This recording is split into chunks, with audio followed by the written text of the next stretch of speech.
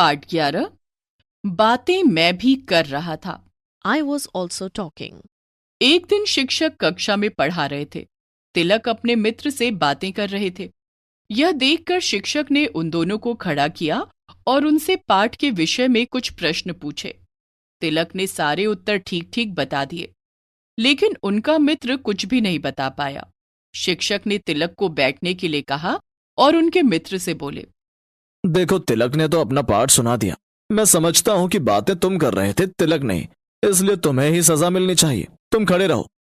वह बालक शिक्षक का आदेश मानकर खड़ा ही रहा। मित्र को सजा मिलती देखकर तिलक फिर से खड़े हुए और बोले, श्रीमान जी, मेरा मित्र ही नहीं बल्कि मैं भी बातें कर रहा था।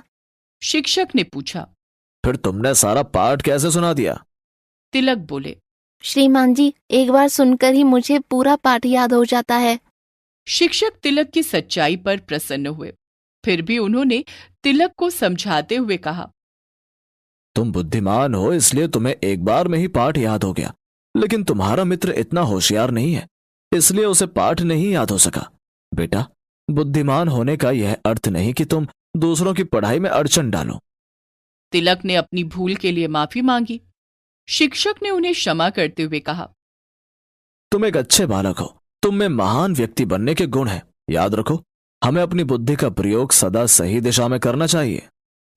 वही तिलक बड़े होकर एक महान नेता लोकमान्य बाल गंगाधर तिलक के नाम से जाने गए। देश की आजादी के लिए उन्होंने बहुत संघर्ष किया। उनके योगदान को भुलाया नहीं जा सकता।